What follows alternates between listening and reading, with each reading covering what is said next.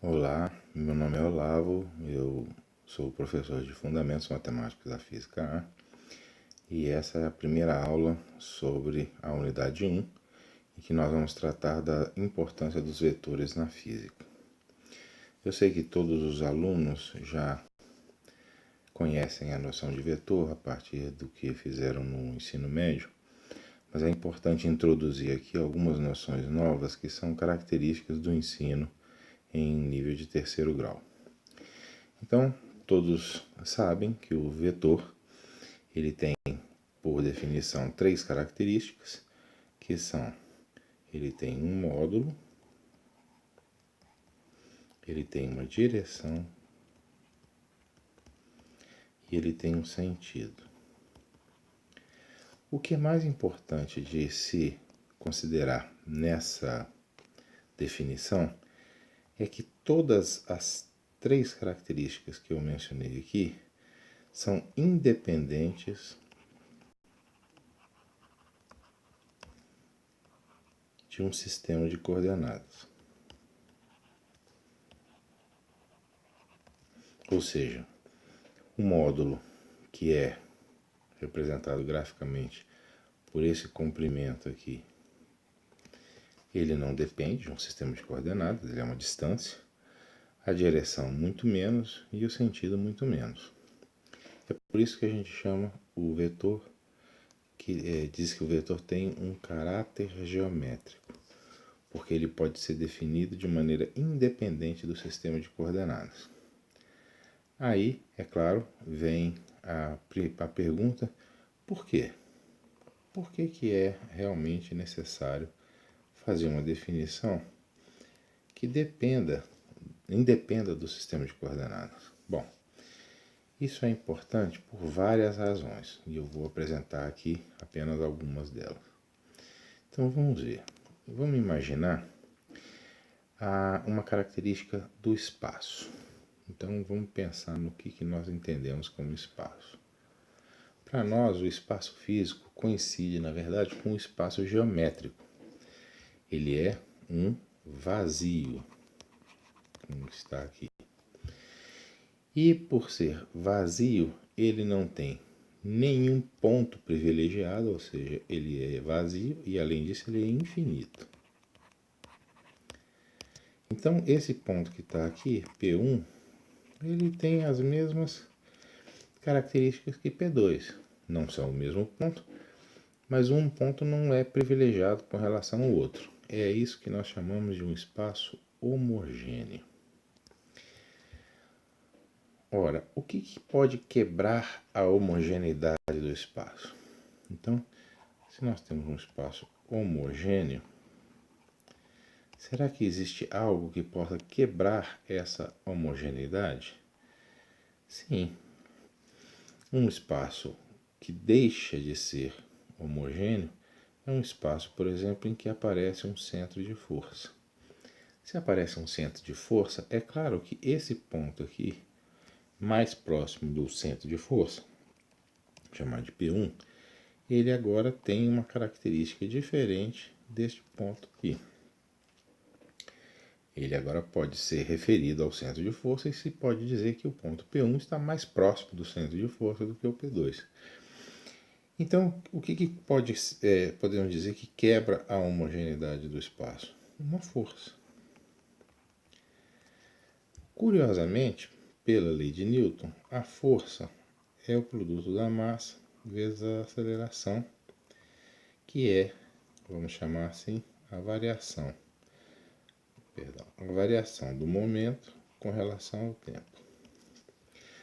Ora, vejam o que acontece. Se o espaço é homogêneo, então a força é zero, se ele é homogêneo.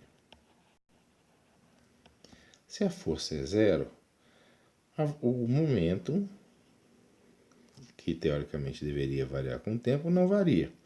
Ou seja, ΔP é igual a zero. Mas dizer que a variação do momentum é zero significa dizer o quê? Que o momentum se conserva. Então o que acontece? A homogeneidade do espaço ela está associada imediatamente com a conservação do momento linear. Mas existe uma outra característica do espaço que também envolve conservação. Vejam, não só os pontos aqui são equivalentes, como as direções no espaço homogêneo e infinito são equivalentes também. Não há como dizer que uma direção é privilegiada sobre a outra. Se você está num espaço que tem todos esses centros de força aqui, e esse aqui mais forte, o que vai acontecer é que umas direções começam a ser mais privilegiadas do que outras.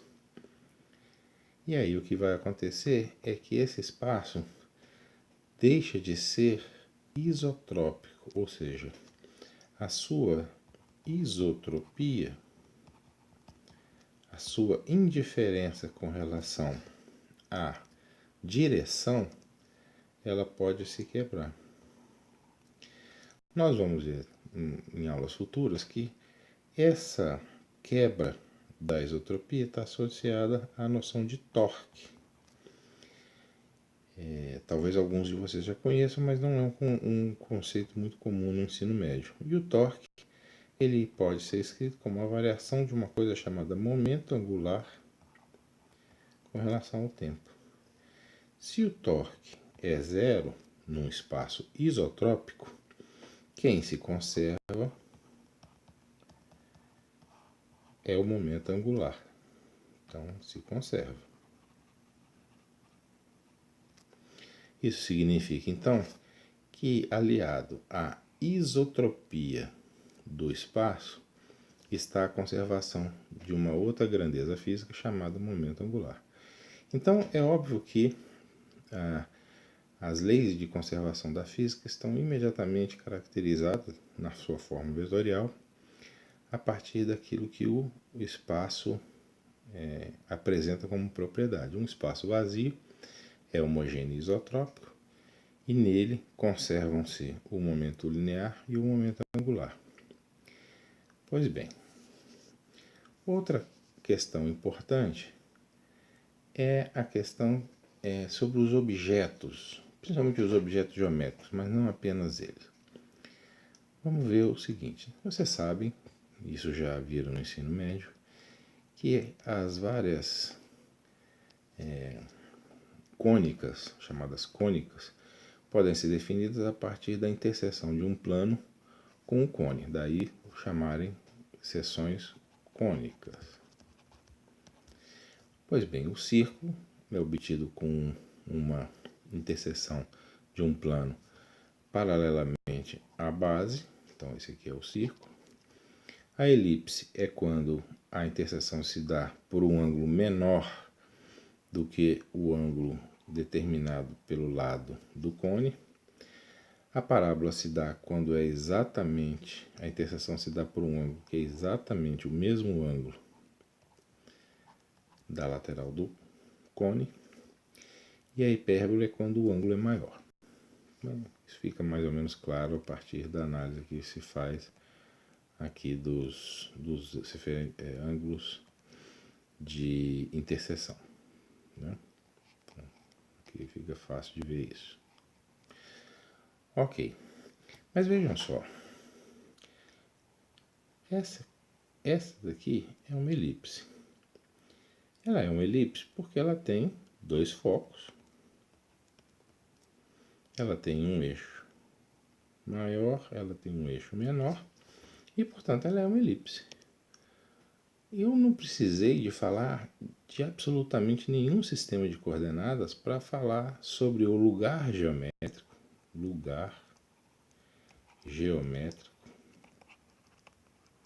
chamado elipse. É óbvio que a mesma coisa vale para qualquer outra figura geométrica, não precisa nem ser uma cônica. A cônica é só para dar um exemplo. Então, se eu colocasse um sistema de coordenadas aqui, essa elipse ela teria uma representação. Mas se eu colocasse o meu sistema de coordenadas aqui, talvez a maneira de escrever a minha elipse mudasse. Mas certamente o meu objeto elipse, que como nós vimos é independente do sistema de coordenadas, ele seria o mesmo. Então seria muito interessante ter um objeto, um construto matemático, que seja ele mesmo independente do sistema de coordenadas, de tal forma que eu possa escrever a equação da elipse sem me preocupar com a representação dela em algum sistema de coordenadas particular. Mais na frente, não é para agora, nós vamos ver que uma maneira de fazer isso é definir um ponto P, que vai ser associado a um vetor. Ele pode percorrer livremente o lugar geométrico, então nós vamos associar a ele uma coordenada x e y que são variáveis, e associar, então esse é o vetor P, e associar aos focos vetores F1 e vetores F2. Então nós temos aqui o vetor F1 e aqui nós temos o vetor F2. A lei de formação, então um lugar geométrico tem uma lei de formação. Por exemplo, a lei de formação do círculo é que todos os pontos P, X, Y sejam equidistantes do centro. A lei de formação da elipse diz o seguinte, que a distância do ponto que estabelece o lugar geométrico chamado elipse do primeiro foco mais a distância do ponto que estabelece o lugar geométrico até o segundo foco, ela é igual a 2 vezes o eixo maior. Então vejam só, eu não precisei em nenhum momento de falar em sistema de coordenadas para escrever essa equação. Esta equação vale com esses objetos, que são os vetores, referidos a este sistema de coordenadas aqui, ou a este sistema de coordenadas aqui.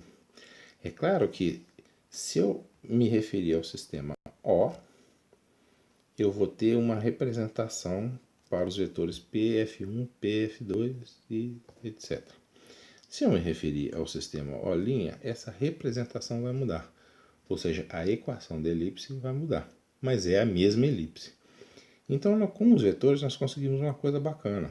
Nós conseguimos que aquele objeto, que é um objeto único, seja referido a uma equação única também, que não depende do sistema de coordenadas. E é essa a vantagem de se trabalhar com vetores. Outra questão é a universalidade das leis físicas. Veja, nós temos na segunda lei de Newton que o F é igual a ma. Já coloquei aqui na forma vetorial. Veja, essa relação não tem nada a ver com o sistema de coordenadas. F é igual a ma em qualquer sistema de coordenadas que seja válido na física newtoniana, né? São os sistemas inerciais. Então vejam, essa relação diz apenas o seguinte, que a força está relacionada, o vetor força está relacionado com o vetor aceleração a partir de uma constante que caracteriza o corpo em questão, que essa constante, quando multiplicada pelo vetor A, gera um vetor que tem exatamente o mesmo módulo, a mesma direção e o mesmo sentido da força F. Esse é o conteúdo da segunda lei de Newton. Se eu colocar um eixo aqui, a representação desses vetores vai ser uma. Se eu colocar o eixo assim, a representação desses vetores vai mudar, mas a lei de Newton não. Então a lei de Newton se torna um objeto do mesmo jeito que a elipse e outros lugares geométricos são objetos para matemática, um objeto invariante pela escolha da posição do meu sistema de coordenadas. E essa é o grande valor da representação vetorial. Então veja, aquilo que eu mencionei na última página pode ser visto aqui agora. Neste sistema de coordenadas que eu estou apresentando aqui, ou seja, eu já posicionei a minha elipse nesse sistema de coordenadas. Então, o vetor foco 1 tem uma representação específica, o vetor foco 2 tem uma representação específica, e aquela equação vai ganhar uma representação também específica. De modo geral, isso aqui, a equação dessa elipse vai ficar x ao quadrado sobre a ao quadrado mais y ao quadrado sobre b ao quadrado é igual a 1. Ora, neste outro gráfico, eu tenho a mesma elipse, só que agora eu rodei o sistema de coordenadas. Eu coloquei o sistema de coordenadas girado por 90 graus. Nesse novo sistema de coordenadas, as posições do foco se alteraram. O F1 agora pode ser escrito não como C ou menos C0, mas como 0 menos C. E a posição do outro foco vai ser 0, C. Por quê? Porque eles estão agora sobre o eixo Y. Então a minha equação, a nova equação da elipse, muda. Ela passa a ser x ao quadrado sobre b ao quadrado mais y ao quadrado sobre a ao quadrado igual a 1. E esse x, que é bom colocar uma linhazinha aqui, só para indicar que é uma referência a outro sistema de coordenadas. E esse x e o y são x e y diferentes desse x e y que estão aqui, evidentemente, porque são sistemas de coordenadas diferentes. A elipse é representada em um sistema de maneira diferente que ela é representada no outro, mas é a mesma elipse, e isso é que é importante. Os vetores, e mais tarde nós vamos ouvir falar de uma coisa chamada tensores, que é uma generalização dos vetores, eles nos fornecem um mecanismo para poder falar de coisas de maneira universal, invariante. E essa é a importância dos vetores. Muito bem, obrigado por assistir. Até a próxima aula.